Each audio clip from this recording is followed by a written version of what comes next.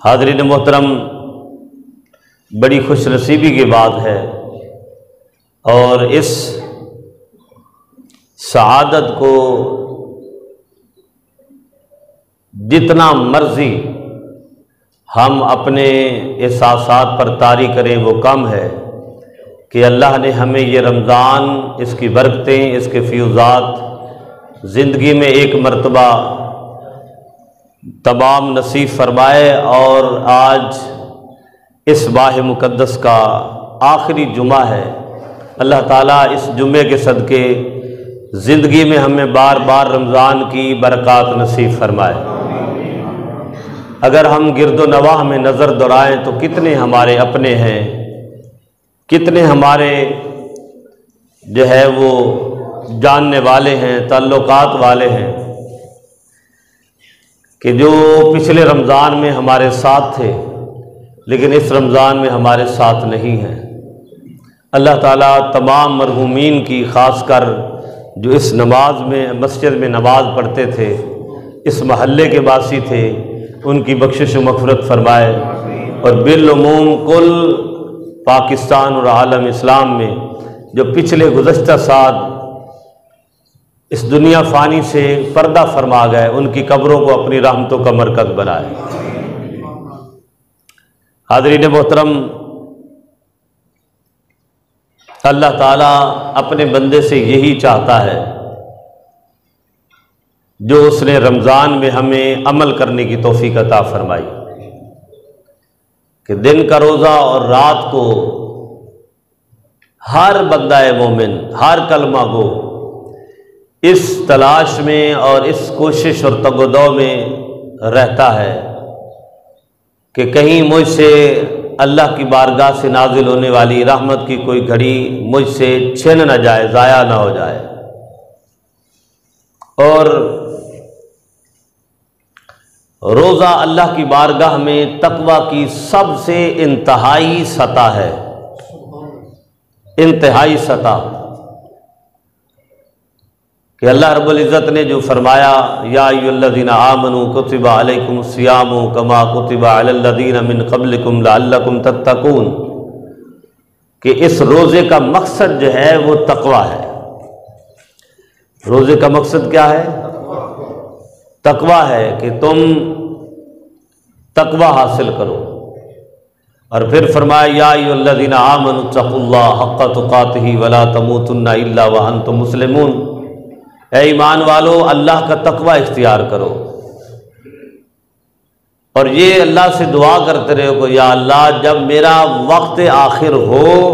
اس وقت مجھے کلمہ نصیب فرمانا، حالت اسلام میں مسلمان ہونے کی کیفیت میں ہی مجھے اس دنیا سے اٹھانا۔ تو برادران محترم، یہ جو روزہ ہے اس میں جو تقویٰ ہے، ہم نے اس بات کا جائزہ لیا کہ یہ تقویٰ صرف منہ بند کرنے کا تقویٰ نہیں کہ ہم اپنے منہ سے ماکولات، مشروبات اور جو بھی ہم اپنے جسم کو توانا، تندرست اور صحت مند رکھنے کے لیے کھانے پینے کی اشیاء استعمال کرتے ہیں، اس سے رک جانے کا نام صرف تقویٰ نہیں، بلکہ اس تقوی کا مطلب یہ ہے کہ آپ دیکھتے ہیں کہ صبح سے شام تک اللہ رب العزت یہ چاہتا ہے کہ اے میرے بندہ مجتبی، اے روزے دار، تیرے ہاتھ بھی میرے خوف و خشیت میں کام کرے، تیری آنکھیں بھی میرے خوف و خشیت میں کام کرے، تیری زبان بھی میری مرضی کے مطابق کنٹرول رہے، تیرے قدم بھی میری مرضی کے مطابق قابو میں رہے،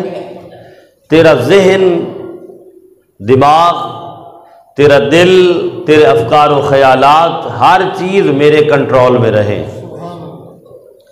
اس کا مطلب ہے کہ عرف عام میں تقویٰ کا جو کنسپٹ سمجھا جاتا ہے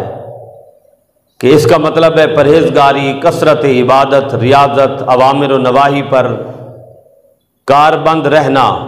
اور خواہشات نفس کو شریعت کے تابع کر دینا، یہ تقوی ہے۔ اس کا مقصد صرف یہ ہے کہ انسان ہر اس کام سے پرہیز کرے جس سے اس کا رب ناراض ہوتا ہے، جس سے اللہ تبارک و تعالیٰ کی ناراضگی حاصل ہوتی ہے، اس سے اپنے آپ کو ریسٹرین رکھے، اپنے آپ کو اوائڈ کرے، اپنے آپ کو بچا کے رکھے۔ برادران محترم، روزے کی حالت میں یہ تو ہے نظام عبادات جو اللہ رب العزت نے ہمیں روزے کی حالت میں ہمیں بتا دیا۔ اب ہے نظام حقوق کہ اللہ رب العزت یہ چاہتا ہے کہ اے میرے بندے، روزے کی حالت میں کسی کے ساتھ جھوٹ نہیں بولنا، کسی کی غیبت نہیں کرنی، کسی کی چغلی نہیں کھانی، کسی کا ناحق مال نہیں کھانا، ناپ تول میں کمی نہیں کرنی، غیر محرم کی طرف نہیں دیکھنا، اور حرام کی طرف اپنی توجہ مبذول نہیں کرنی، رشوت، سود خوری، یہ جتنے بھی لوازمات ہیں انسان کی معاشرتی زندگی میں جو انسان کو، بندہ مومن کو اللہ کی مرضی کے خلاف لے جاتے ہیں، روزہ ان تمام چیزوں سے اللہ کے بندے کو محفوظ رکھتا ہے۔ اب یہی تقویٰ ہے، یہی کیا ہے؟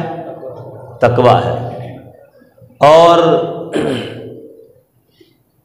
اللہ رب العزت کی مرضی اور رضا بھی یہی ہے کہ میرا بندہ اپنی زندگی کو اسی طرح میرے تابع گزارے، تو پھر میں اپنے بندے کو اپنی تمام رحمتوں سے محروم کرنے کی بجائے تمام رحمتیں اس کی جھولی میں ڈال دوں، اپنی تمام تر عنایات سے، تمام تر اپنی شانوں سے، تمام تر اپنی خیرات و برکات سے میں اسے سرفراز فرماتا رہوں۔ دیکھ رہی اللہ تبارک و تعالیٰ نے ہمیں انسانی لباس میں جو ہے اس دنیا میں بھیجا ہے، اور انسان کی فطرت میں جو اس نے چیزیں رکھی ہیں اس فطرت سے کوئی انکار نہیں کر سکتا، مگر اللہ کی توفیق سے ان کو قابو میں لایا جا سکتا ہے۔ فطری جتنے بھی خواہشات ہیں ان کو قابو میں لایا جا سکتا ہے۔ فرشتے اس فطرت سے محروم ہیں کہ جس فطرت میں خیر و شر ہے، فرشتے اس فطرت سے محروم ہیں کہ جس فطرت میں نیکی اور برائی ہے، فرشتے اس فطرت سے محروم ہیں کہ جہاں انسان گناہ کر کے اللہ کی بارگاہ میں جھکتا ہے، توبہ مانگتا ہے، اپنی آنکھوں سے آنسو بہاتا ہے ندامت کے، پشیمانی کے، اور اللہ تبارک و تعالی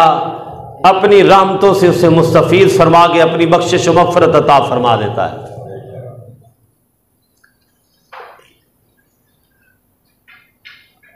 اللہ تعالیٰ کے فرشتے جس کیفیت میں کھڑے ہیں، جس کیفیت میں، اب دیکھیے وَإِنَّ عَلَيْكُمْ كِرَامًا كَاتِبِينَ کہ تمہارے اوپر میں نے 2 مکرم لکھنے والے مقرر کر دیے ہیں، یعلمون ما تفعلون، جو کچھ تم کرتے ہو وہ یہ جانتے ہیں اور لکھ رہے ہیں۔ اب ان کی ڈیوٹی جب ختم ہو جاتی ہے، بندہ تو دنیا سے چلا جاتا ہے، ان کے بعد رجسٹر ہیں، کتابیں ہیں جس میں ہمارے اعمال و افعال لکھے جا رہے ہیں۔ جب بندہ اس دنیا سے چلا گیا تو ان کو یہ چاہیے کہ یہ اللہ کی بارگاہ میں واپس چلے جائیں، اللہ تعالیٰ ان کی کوئی اور ڈیوٹی لگا دے، مگر نہیں، فرمان رسول صلی اللہ علیہ وسلم کے مطابق آیا کہ یہ فرشتے اللہ کی بارگاہ میں اس بندے کے رجسٹر پیش کر دیتے ہیں کہ یا اللہ یہ اس کی نیکیوں کا رجسٹر ہے، کتاب ہے، یہ اس کی برائیوں کی کتاب ہے، اب ہمارے لیے حکم کیا ہے؟ ہمارے لیے حکم کیا ہے؟ تو آقا صلی اللہ علیہ وسلم نے ارشاد فرمایا کہ اگر وہ بندہ مومن ہوتا ہے، بندہ نیک ہوتا ہے، تو اللہ تعالیٰ فرماتا ہے تم دونوں اس کی قبر پہ بیٹھ جاؤ اور جب تک قیامت قائم نہیں ہوتی اس کے لیے دعائے مغفرت کرتے رہو۔ اللہ تعالیٰ کے جتنے فرشتے ہیں حضور علیہ الصلوۃ والسلام نے فرمایا جب قیامت قائم ہوگی آسمان پھٹ جائیں گے اور آسمان ایسے پڑے ہوں گے جیسے کوئی پھسی ہوئی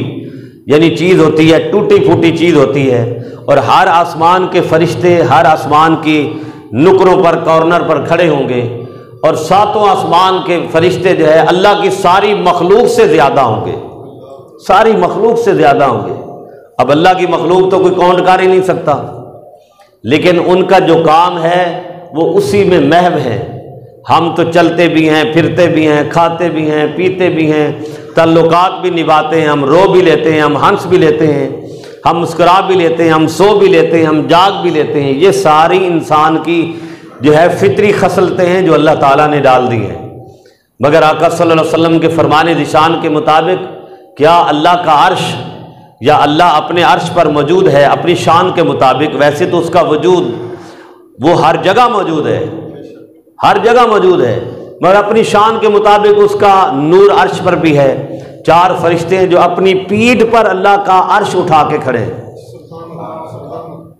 اور ان کو وہاں سے ہلنے کی اجازت نہیں ہے۔ ایک حدیث میں 4 آئے، ایک حدیث میں 8 فرشتے آئے۔ اور جب اللہ کے حکم سے بروز حشر رب اپنے عرش پر براجمان ہو کر میدان حشر میں تشریف لائے گا تو انہی فرشتوں نے رب کے عرش کو اٹھایا ہوگا، اور اس عرش پر اللہ تعالیٰ خود براجمان ہوں گے۔ اب جب یہ فرشتے اب اسی کیفیت میں کھڑے ہیں، جو جس اللہ کے حکم میں ہے اسی کیفیت میں کھڑا ہے،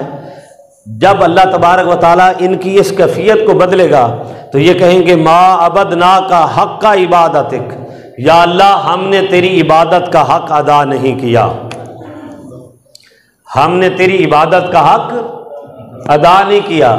حالانکہ جب سے کائنات رب نے بنائی ہے اور جب تک کائنات کو چلائے گا، یہ کائنات چلتی رہے گی، اس وقت فرشتے ایک ہی حکم میں ایک ہی عمل میں کھڑے ہیں، چاہے کوئی رکوع میں ہے، چاہے کوئی سجدے میں ہے، چاہے کوئی قیام میں ہے۔ حضرت اسرافیل علیہ السلام سور پکڑ کے کھڑے ہیں۔ تو میرے کہنے کا مقصد یہ ہے کہ اس سے بڑی کوئی عبادت ہے کہ جو اللہ کی بارگاہ میں ایک ہی عمل میں انہوں نے ساری زندگی گزار دینی ہے، اس سے بڑی کوئی عبادت نہیں۔ اور وہ پھر بھی یہ کہیں گے کہ یا اللہ ہم نے تیرے حکم میں، تیری تابعداری میں، تیری عبادت میں ہم حق ادا کر ہی نہیں سکے۔ اور ادھر دیکھیے اللہ رب العزت ارشاد فرماتا ہے، اللہ رب العزت کہ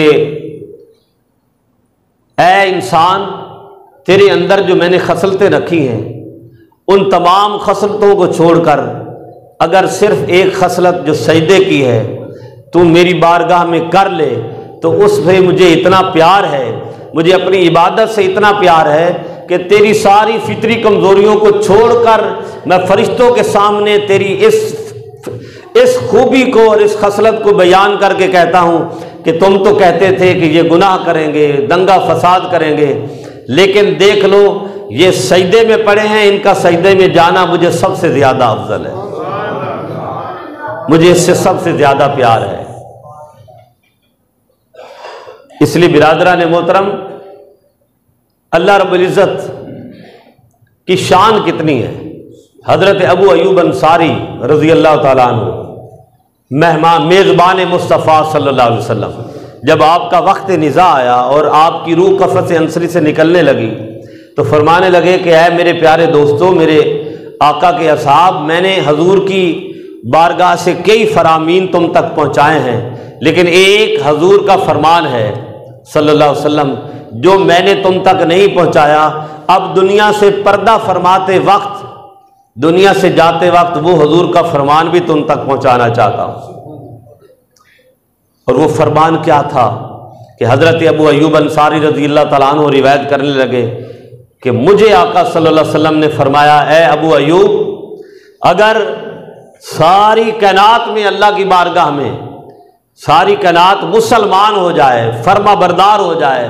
اس کو ماننے والی بن جائے، اس کی عبادت گزار بن جائے، تو اللہ تعالیٰ نے مجھے فرمایا، اے میرے پیارے محبوب صلی اللہ علیہ وسلم، میں اس دنیا کو ختم کر دوں اور اس کی جگہ وہ مخلوق لے آؤں کہ جو گناہ بھی کرے اور نیکیاں بھی کرے، گناہ بھی کرے اور نیکیاں بھی کریں، وہ مخلوق اللہ نے فرمایا مجھے سب سے زیادہ پسند ہے، وہ سب سے زیادہ پسند ہے۔ تو برادران محترم، یہ روزے کی شکل میں اللہ تبارک و تعالیٰ نے ہمیں جو پریکٹس دی ہے، جو ایک مشق کروائی ہے، یہی تو اللہ چاہتا ہے کہ میرے بندے اسی کیفیت میں رہے۔ روزے میں کوئی کاروبار بند ہوئے، دکان بند کی، رشتہ داری تعلقات بند کیے، کوئی پڑھنا لکھنا بند کیا، کچھ بھی بند نہیں ہوا، وہ سارا کچھ بھی چلتا رہا اور اللہ تعالیٰ کی چاہت بھی چلتی رہی، رب کی مرضی بھی چلتی رہی، اللہ کا بندہ اللہ کے حکم پر عمل بھی کرتا رہا، تقوی کو بھی اپناتا رہا اور اپنا نظام زندگی بھی چلاتا رہا، تو رب ذوالجلال نے ہم سے دنیا تو چھینی ہی نہیں، اللہ نے ہمارے کاروبار تو ہم سے چھینے ہی نہیں، اللہ تعالیٰ نے ہماری اولادیں بھی ہم سے نہیں چھینی، تمام نظام معاشرت اسی طرح برقرار رکھا۔ تو اللہ تعالیٰ یہی چاہتا ہے کہ اے میرے بندے، اس روزے سے میں تمہیں یہ پیغام دینا چاہتا ہوں کہ اے میرے بندے، اگر تیری زندگی اسی طرح گزرے، تو گزارنے کی کوشش کرے، تو پھر جب تیری یہ آنکھ بند ہو تو میں خود ہی میری رحمت تیرا استقبال کرے گی، میرے فرشتے تیرے استقبال کریں گے، اور میری رحمت تو ہے ہی تمہارے لیے ہے۔ اللہ اکبر، میری رحمت صرف تمہارے لیے ہے۔ تو برادران محترم، تقوی صرف یہی نہیں کہ ہم اللہ کی عبادت کر کے، نماز پڑھ کے، قرآن پڑھ کے چلے جائیں، صرف یہی تقوی نہیں ہے۔ جو اللہ تعالیٰ نے رمضان میں ہمیں عملی مشق عطا فرمائی ہے، یہ عملی مشق زندگی کے ہر لمحے تک قائم و دائم رہنی چاہیے۔ اور اللہ والے کیا کہتے تھے کہ ہاتھ کار وال دل یار وال، کہ انسان اپنے ہاتھ سے اپنے لیے رزق کماتا رہے، اپنے تمام احوال، جتنے بھی احوال زندگی ہیں ان کو پایہ تکمیل کے پہنچاتا رہے، لیکن ان کو مکمل کرتے ہوئے کبھی اپنے رب کی یاد سے غافل نہ ہو، اپنے مولا کو کبھی ناراض نہ کرے، اپنے رب کو کبھی ناراض نہ کرے۔ اپنی زبان سے اگر اللہ تعالیٰ کا ذکر کرنا ہے تو اب آپ یہ دیکھیے نا، غیبت کیا ہے، چغلی کیا ہے، اس کو عبادت کا درجہ کیوں اللہ تعالیٰ نے فرمایا کہ اگر غیبت کسی کی جاتی ہے تو بندے کا دل رنجیدہ ہوتا ہے، اگر کسی کے بارے میں چغلی کھائی جاتی ہے تو اس بندے کی جو پرسنالٹی ہے، اس کی جو سیلف ریسپیکٹ ہے، وہ ڈیمیج ہوتی ہے۔ یا اللہ تجھے اس سے کیا؟ اگر کسی کا دل مغموم ہو جاتا ہے کسی کے عمل سے تو مولا تجھے کیا؟ رب فرماتا ہے اسی سے تو مجھے سروکار ہے۔ یہی تو میں چاہتا ہوں کہ میرے بندے، تو اپنے عمل سے کسی اپنے بھائی کا دل نہ دکھائے، کسی کا ذہن جو ہے وہ رنجیدہ نہ کرے۔ اے میرے بندے، تیرے عمل سے کسی میرے بندے کو نقصان نہ پہنچے، یہی میرا تقویٰ ہے، یہی میرا خوف ہے، یہی میری خشیت ہے۔ اگر تو کسی کا دل نہیں دکھاتا تو رب فرماتا ہے اس دل سے ہی تو مجھے پیار ہے، اس فکر سے ہی تو مجھے پیار ہے۔ اگر ہم جھوٹ نہیں بولتے تو اسی سے تو رب کو پیار ہے، اگر ہم وعدہ نہیں توڑتے تو اسی سے تو اللہ رب العزت کو پیار ہے۔ اور اللہ تعالیٰ نے خود فرمایا وَلَا يَغْتَبْ بَعْضُكُمْ بَعْضًا أَيَحِبُّ أَحَدُكُمْ أَن يَأْكُلَ لَحْمَ أَخِيهِ مَيْتًا فَكَرِهْتُمُوهُ وَاتَّقُوا اللَّهَ۔ اللہ رب العزت ارشاد فرماتا ہے، کیا تم میں سے کوئی یہ چاہتا ہے کہ اپنے مرے ہوئے بھائی کا گوشت کھائے؟ اب آپ دیکھیے کہ اللہ تعالیٰ نے صاحب ایمان کو کتنی عزت دی ہے، کتنی عزت دی ہے کہ مرنے کے بعد غسل دینا، کفن دفن کرانا اور پھر جنازہ پڑھنا اور عزت کے ساتھ چارپائی اٹھا کے اللہ کے سپرد جا کے کر دینا۔ تو کیا کوئی کسی اپنے مسلمان بھائی مرے ہوئے کا گوشت کھاتا ہے؟ رب فرماتا فقرے تو منہ ہو، یقیناً تم اس سے کراہت کرو گے۔ یقیناً تم اس سے کراہت کرو گے۔ اللہ فرماتا ہے یہی تو میں تقوی چاہتا ہوں کہ واتقوا اللہ، بندو ڈر جاؤ کہ تم اگر اپنے بھائی کا احترام کرو گے، عزت کرو گے، اس کے حقوق کا خیال کرو گے، تو فرماتا ہے یہی تو میرا تقوی ہے، یہی تو میرا تقوی ہے۔ اور اللہ فرماتا ہے کہ تم نمازیں بھی پڑھو، تمام نظام عبادات میں تم بہترین سے بہترین ہو، اچھے سے اچھے ہو،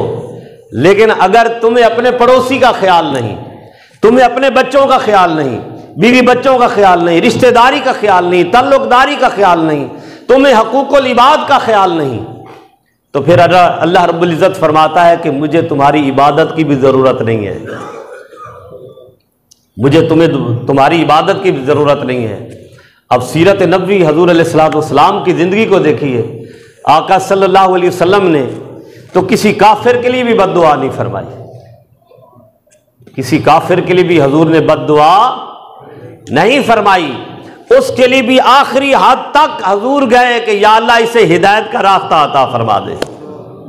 اسے ہدایت کا راستہ عطا فرما دے۔ اور ہم بحیثیت انسان جن سے فائدہ اٹھاتے ہیں، جن سے ملتے ہیں، حضور علیہ الصلوۃ والسلام نے کیوں ارشاد فرمایا کہ جس پر احسان کرو اس کے شر سے ڈرتے رہو۔ ہمارے اوپر جو ساری زندگی احسان مندی کرتا ہے، جو ہماری فیور میں ساری زندگی اپنا عمل بجا لاتا ہے، اس سے ڈرنے کا کیوں حکم دیا کہ اے انسان ساری زندگی جس کا تو کھاتا ہے، جس کے ساتھ بیٹھتا ہے، جس کے ساتھ زندگی کے تمام معمولات سر انجام دینے کی کوشش کرتا ہے، اللہ تعالیٰ نے اسی انسان سے بچنے کی کیوں کہا ہے کہ رب ذوالجلال اس فکر کی طرف لانا چاہتا ہے کہ اے میرے بندو ایک دوسرے کا احترام کرو، ایک دوسرے کی فکر کا احترام کرو، ایک دوسرے کی مجلس کا احترام کرو، ایک دوسرے کی عزت کا خیال کرو۔ اگر تم یہ کرو گے تو یہی میری سب سے بڑی عبادت ہے، سب سے بڑی عبادت ہے۔ اور برادران محترم، آج نمازیوں کی کمی تو نہیں، اب رمضان میں دیکھ لیں ماشاءاللہ اللہ نے جنہیں توفیق دیا انہوں نے کیا ہے، اللہ کو راضی کرنے کا عمل کیا ہے۔ جنہیں توفیق نہیں، ہماری دعا ہے کہ اللہ تعالیٰ وہ بھی تیری بارگاہ میں جھک جائیں، وہ بھی اس ہدایت کے راستے پر مرتکز ہو جائیں، کوئی کمی نہیں۔ لیکن پھر ہم پر سختیاں، آزمائشیں، ابتلائیں، مصیبتیں کیوں ہیں؟ تو ہمیں سوچنا چاہیے کہ ہم عبادت کا نظام تو سنبھال چکے ہیں، اگر ہم نہیں سنبھال رہے تو اپنے ساتھ منسلک کسی بھی لیول کا کوئی بھی ہے اس کے حقوق کا خیال نہیں رکھ رہے، اس کے حقوق کا خیال نہیں رکھ رہے۔ تو برادران محترم، زبان اور اس کے بعد اب دل میں دیکھ لیں، دل میں دیکھیں اللہ تعالیٰ نے حضور کے صدقے اتنی کرم نوازی فرمائی کہ اے میرے محبوب صلی اللہ علیہ وسلم، قرآن میں فرمایا اگر تمہاری امت کے دل میں کوئی گناہ جنم لیتا ہے، کسی امتی کے دل میں گناہ جنم لیتا ہے، کوئی خرابی پیدا ہوتی ہے، گناہ کا ارادہ کر لیتا ہے، جب تک وہ کرتا نہیں میں اس کو گناہ لکھنے کی اجازت ہی نہیں دیتا۔ کتنی بڑی رب ذوالجلال کی کرم نوازی کہ فرمایا دل میں اگر جو مرضی وساوس آتے رہیں، خیالات آتے رہیں، ہمارا اس پر اختیار ہی نہیں ہے۔ فرمایا وہ گناہ ہے ہی نہیں جب تک اسے اپنے ہاتھ سے یا زبان سے کر کے اپنے عمل سے نہ گزار لے۔ اور فرمایا نیکی کی شان کیا ہے؟ صرف دل میں سوچنے پر ہی اللہ تعالیٰ نیکی کا اجر عطا فرما دیتا ہے۔ کتنا وہ کرم نواز ہے۔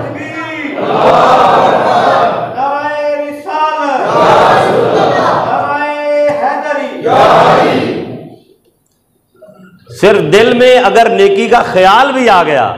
تو اللہ نے فرمایا میرے حبیب صلی اللہ علیہ وسلم تیرا امتی وہ نیکی نہیں کر پایا، پھر بھی میں کہتا ہوں فرشتوں اس کی نیکی لکھ لو، اور اگر یہ کر لے تو ایک نیکی کا ثواب 10 کے برابر لے جاؤ، ایک نیکی کا ثواب 10 کے برابر لے جاؤ۔ وہ اللہ تو بڑا مہربان ہے، کرم نواز ہے۔ وہ رب ذوالجلال فرماتا ہے میرے بندو جب سے میں نے کائنات بنائی ہے میں اس وقت سے تم میں حسن تقسیم کر رہا ہوں، تمہارے اندر رزق تقسیم کر رہا ہوں، تمہارے اندر اولادیں تقسیم کر رہا ہوں، تمہارے اندر عزتیں تقسیم کر رہا ہوں، تمہارے اندر شانیں تقسیم کر رہا ہوں، تمہارے اندر عہدے تقسیم کر رہا ہوں۔ جب سے میں نے کائنات بنائی ہے تمہیں میں نعمتیں تقسیم کر رہا ہوں، لیکن سن لو جب سے تقسیم کر رہا ہوں اور قیامت تک تقسیم کرتا رہوں گا، میری ملکیت اور قبضے میں ایک رتی برابر بھی فرق نہیں پڑے گا۔ میں تو دے رہا ہوں، ایک رتی برابر بھی فرق نہیں پڑے گا۔ اگر میرے دینے میں فرق پر نہیں پڑتا تو تمہاری عبادت کرنے سے بھی مجھے کوئی سروکار نہیں ہے۔ میری ذات میں فرق نہیں پڑتا، یہ میں نے سارا نظام دیا ہے کہ اے میرے بندے مختصر زندگی گزار کے جب تیری آنکھیں بند ہوں تو میں کہہ رہا ہوں کہ اے میرے بندے میں نے تیرے لیے اپنی رحمتوں کے دروازے کھول دیے، مجھے کیا ہے کہ میں عذاب دوں، مجھے کیا ہے کہ میں تمہیں اپنی نافرمانی کے اندر مبتلا کر دوں۔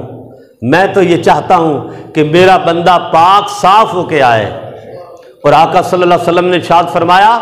اگر کوئی بندہ گناہوں میں مبتلا رہتا ہے تو اس کے لیے بھی اللہ فرشتہ مقرر کر دیتا ہے جو اس کے دل میں آہستہ آہستہ ہدایت، آہستہ آہستہ نیکی ڈالتا ہے، کہ رب فرماتا ہے کسی لمحے یہ آخری لمحے بھی توبہ کر لے تو پھر بھی میں اسے اپنی بشارتیں دینے کو تیار ہوں۔ آپ نے 100 کے قاتل کا واقعہ نہیں پڑھا؟ آخری لمحے صرف وہ اللہ کی طرف راجع ہو گیا تھا، اللہ کی طرف مڑ گیا تھا۔ حالانکہ حدیث میں یہ آیا کہ وہ بندہ ان نیکوں کی بستی سے دور تھا لیکن جا رہا تھا، دور تھا جا رہا تھا۔ اللہ تعالیٰ کے عذاب کے فرشتے بھی آئے اور نیکی کے جنت کے فرشتے بھی آئے۔ اب آپس میں جھگڑنے لگ گئے کہ یہ تو 100 کا قاتل ہے، عذاب کے فرشتے کہنے لگے، اور جنت کے فرشتے، رب کی رحمت کے فرشتے کہنے لگے بے شک 100 کا قاتل ہے مگر جا رہا تھا رب کی بارگاہ میں توبہ مانگ کے۔ اللہ اکبر۔ اور حدیث میں آیا کہ اللہ نے حکم دیا کہ اس کا سفر ناپ لو، اگر نیک لوگوں کی طرف جو توبہ مانگنے جا رہا تھا میری بارگاہ میں، توبۃ نصوحا مانگنے جا رہا تھا، اگر ادھر کا فاصلہ کم ہے تو جنت کے فرشتے لے جائیں، اور اگر زیادہ ہے تو دوزخ کے فرشتے لے جائیں۔ اور اللہ تعالیٰ کی شان دیکھیے، اللہ تعالیٰ نے، اب اس نے تو فاصلہ ہی کم طے کیا تھا، رب نے فرمایا اے میری زمین میں نے اس کی بخشش کا حکم نازل کر دیا ہے، اس لیے تو بھی سکڑ جا، تو بھی اپنی وسعت کو کم کر لے، اس لیے کہ اس کے دل میں میری رحمت کا خیال آ گیا ہے، توبہ مانگنے کا خیال آ گیا ہے، اور میری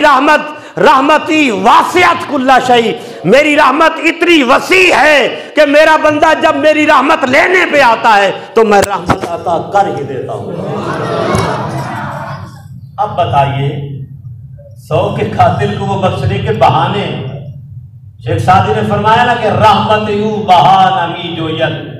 اس کی رحمت تو بہانے تلاش کرتی رہتی ہے، اس کی رحمت تو بہانے تلاش کرتی رہتی ہے کہ میرا بندہ کوئی بھی بہانہ کر لے، سبب کر لے، اور میری رحمت اس کے لیے بخشش کا بہترین سبب بن جائے، بہترین سبب بن جائے۔ برادران محترم، یہ ہمیشہ یاد رکھیے گا، میں پہلے بھی عرض کیا کرتا ہوں کہ دوزخی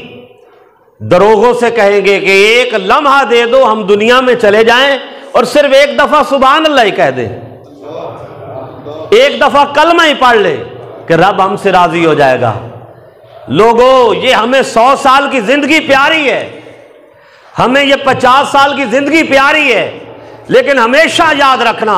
اگر اس زندگی میں رب کا ذکر شامل نہیں، اس کی عبادت شامل نہیں، اس کی جانے والی عبادت میں ہمارے دل میں خوف و خشیت نہیں، اور اگر ہمیں عمل کی توفیق نہیں تو ساری زندگی برباد جاتی ہے، ساری زندگی مایوسی کی زندگی ہے۔ کیونکہ جب قبر میں دیکھ لیں گے تو پھر حسرت و یاس یہ ہوگی، پھر امید یہ ہوگی کہ یا اللہ ایک لمحہ تو دنیا کا دے دے، ایک لمحہ تو دنیا کا دے دے، ایک لمحہ تو دنیا کا دے دے کہ جس میں تیری یاد لے کے پھر ہم اس زندگی میں آ جائیں۔ اللہ نے فرمایا نہیں، اب واپسی کا کوئی تعلق نہیں ہے۔ تو یہ کتنی اللہ تعالیٰ نے ہمیں زندگی دی ہے، اس زندگی کو ہم اپنے اوپر طاری کر کے رب کو راضی کرنے کی کوشش کریں۔ تو برادران محترم، پھر سب سے بڑی بات، جس آنکھ کو آج رونا نصیب ہو گیا اللہ کی بارگاہ میں، دیکھیں نا، ہماری دکان ختم، ہم رونا شروع ہو جاتے ہیں، ہمارا کاروبار ٹھپ ہو جاتا ہے، جیسے آج کل حالات ہیں، ہم روتے ہیں، ہم مر گئے، پٹ گئے۔ ہماری اولاد کو کوئی نقصان ہو جائے تو ہم رونا شروع ہو جاتے ہیں،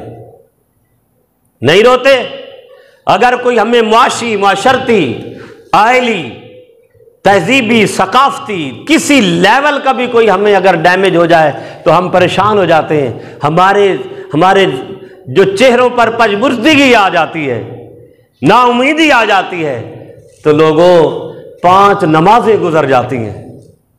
سارا رمضان گزر جاتا ہے، تو وہ بد نصیب جسے رمضان میں اللہ کی بارگاہ میں سجدہ کرنا نصیب نہیں۔ ہم اور آپ تو شکر گزار ہیں اللہ کے کہ اللہ نے جنہیں روزے رکھنے کی توفیق دی، اللہ نے جنہیں قیام تراویح میں توفیق دی، اللہ نے جنہیں سحری افطاری کی توفیق دی، یہ تو اس کی توفیق سی ہے۔ اور اس بد نصیب نے کبھی سوچا کہ جو اپنے کاروبار پہ تو رو رہا ہے، اپنی اولاد کو اچھی نوکری نہیں ملی اس پہ تو رو رہا ہے، اور اگر اس کو زندگی کا کوئی نقصان ہوا اس پہ تو رو رہا ہے، سب کچھ میں سے کچھ بھی اگر نقصان میں چلا جائے وہ روتا ہے، اپنے دوستوں کے پاس جا کے گڑ گڑاتا ہے، اپنے مالک کے پاس جاتا ہے، باس کے پاس جاتا ہے، اپنی بیوی بچوں سے تقاضا کرتا ہے کہ دعا کرو اللہ مجھے یہ نعمتیں پھر سے لوٹا دے۔ تو اے بندے، اس عارضی زندگی کے لیے اتنا کچھ کرنے کو تیار ہے، مگر 5 نمازیں بھی گئیں، جمعے بھی گئے، رمضان بھی گئے، 60 سالہ زندگی بھی برباد ہو گئی، اس رب کے سامنے سجدہ کرنا نصیب نہیں ہوا، روزہ رکھنا نصیب نہیں ہوا، تیرے چہرے پہ کبھی سلوٹ نہیں آئی، تیری آنکھ سے کبھی آنسو نہیں بہا۔ تو اے نہ رونے والے، اے نہ سجدہ کرنے والے، اور تمہیں ہمیں مبارک ہو جنہیں رب نے سجدہ کی توفیق عطا فرمائی ہے۔ مولا، ہم تیری بارگاہ میں ہم شکر گزار ہیں کہ مولا قبول کرنا تو تیرا کام ہے نا، ہم اس طرف نہیں جاتے، صرف دعا کرتے ہیں مولا ہماری اس محنت کو قبول فرما، مگر ہم تو اتنا ہی شکر کرتے ہیں مولا تو نے ہمیں اپنی بارگاہ میں جھکنا ہی نصیب فرما دیا ہے۔ اور یہ روزے، یہ عبادتیں طاقت سے نہیں کی جاتی، جسم کی توفیق کے ساتھ نہیں کی جاتی، یہ اللہ کی دی ہوئی ایمان کی طاقت سے سارا کچھ کیا جاتا ہے۔ نہیں تو عام دنوں میں تو تین وقت ہم کھاتے ہیں، ایک وقت بھی اگر مس ہو جائے تو ہم جان بلب آ جاتے ہیں۔ اگر گھنٹے کے بعد گرمیوں میں ہم ایک وقت کا گھنٹے کے بعد پانی نہ پئیں تو ہمارا سانس اکھڑنے لگتا ہے۔ یہ صرف رب کی عطا ہے کہ جو 15، 18، 17 گھنٹے کا روزہ ایسے گزرتا ہے کہ بندے کو نہ بھوک کا احساس ہوتا ہے نہ پیاس کا احساس ہوتا ہے، یہ صرف اس کی عطا سے ہے، یہ اس کی مہربانی سے ہے۔ تو آج جمعۃ الوداع میں ایک پیغام یہ کہ ہم رب کا جتنا شکر ادا کریں وہ کم ہے، کہ عبادت کر کے بھی اپنے آپ کو یہ نہیں سمجھنا کہ یا اللہ میں نے تیری عبادت کر لی، عبادت کر کے بھی جھک جانا ہے، یا اللہ تیری توفیق سے محنت کرنا میرا کام تھا، کوشش کرنا میرا کام ہے، اب اس کا اجر دینا تیرا کام ہے۔ اور ان کے لیے دعا کریں جن کو ہم اور آپ دیکھتے ہیں مگر نماز نہیں پڑھتے، جن کو ہم اور آپ دیکھتے ہیں مگر انہیں قرآن پڑھنا نہیں آتا، جن کو ہم اور آپ دیکھتے ہیں جو دوسروں کو ستاتے ہیں، جو دوسروں پر ظلم کرتے ہیں، وہ دوسروں کا حق چھینتے ہیں۔ اے بندے، کہاں لے کے جائے گا یہ چھین کے، کہاں لے کے جائے گا؟ تیرے کفن میں نے کوئی جیبیں نہیں رکھی، تیری چارپائی پر میں نے تیرا کوئی گھر بنا کے نہیں رکھا جس میں یہ سب کوئی سنبھال کے لے جائے۔ خالی ہاتھ آیا تھا، خالی ہاتھ ہی واپس جانا ہے۔ ان کے لیے 2 ہاتھ کھڑے کر دے، نماز پڑھیں اپنے بھائیوں کے لیے، اپنے گھر والوں کے لیے، اپنے منسلکین اور جتنے بھی ہم سے ریلیٹڈ پیپل لوگ ہیں ان کے لیے یہ دعا کریں، یا اللہ ہم انہیں لا تو نہیں سکتے، دعا کر سکتے ہیں مولا جیسا تو نے ہمیں بنایا انہیں بھی بنا دے، حضرت ذنون مصری رحمہ اللہ تعالی کشتی میں سوار ہیں اور کشتی میں لوگ غل غبارہ کر رہے ہیں، ناچ کود اور ایسے کھیل رہے ہیں۔ آپ کے مریدین نے فرمایا، عرض کیا کہ حضرت ان کے لیے دعا کریں، بد دعا کریں کہ یہ ان کا بیڑا غرق ہو جائے، انہیں نہیں پتا کہ وقت کا ولی موجود ہے، رب کا متقی بندہ موجود ہے، آپ کا بھی خیال نہیں کر رہے۔ تو آپ فرمانے لگے، جنہیں رب کا حیا نہیں، میرا حیا کیا ہے، میرا حیا کیا ہے؟ ہاتھ کھڑے کر دیے اور ہاتھ کھڑے کر کے دعا کیا کی، یا اللہ جیسے یہ دنیا میں خوش ہیں، یا اللہ انہیں آخرت میں بھی خوشیاں نصیب فرما، جیسے یہاں یہ خوش و کرم ہے۔ تو بندہ مومن کبھی بد دعا نہیں کرتا۔ اور لکھنے والے نے یہ لکھا کہ اللہ نے ذنون مصری کی یہ دعا قبول کر کے ساروں کو ہدایت عطا فرما دی، ساروں کو ہدایت عطا فرما دی۔ تو بھائیو، اگر ہم اچھے ہیں اور اچھائی کی کوشش کرتے ہیں تو اچھائی ہماری ذات تک محدود نہیں رہنا چاہیے، ہماری عبادت اپنی ہماری ذات پر تک محدود نہیں رہنی چاہیے، اللہ کی مخلوق تک ہونی چاہیے، اللہ کی جو بھٹکی ہوئی مخلوق ہے، اللہ کی بارگاہ سے جو دور مخلوق ہے، اس کو بھی قریب لانے کی کوشش کرنی چاہیے، کیونکہ ہم دنیا میں ہر اپنے بھائی کا کاروبار بچانے کے لیے تیار ہو جاتے ہیں، اس کو قرضہ دینے کے لیے تیار ہو جاتے ہیں، اس کا گھر اگر کسی کے تغذب میں جا رہا ہو وہ بچانے کے لیے تیار ہو جاتے ہیں، اگر کوئی بیمار ہو جائے ہم پیسہ لگانے کے لیے تیار ہو جاتے ہیں کہ یہ صحت یاب ہو جائے۔ ہم اس طرف توجہ کریں کہ یا اللہ ہماری کوشش اپنے بھائی کے لیے ہونی چاہیے کہ یہ تیرے عذاب سے بھی بچ جائے، یہ تیری دوزخ سے بھی بچ جائے، یہ تیری نافرمانی سے بھی بچ جائے، اور ہم اس کے لیے ہدایت مانگتے رہیں، کہ یہی مانگتے رہیں کہ یا اللہ ہمیں بھی ہدایت پر استقامت عطا فرما، اور ہم سے منسلکین انہیں بھی اپنی بارگاہ میں جھکنا نصیب فرما۔ وما علیہ الا البلاغ۔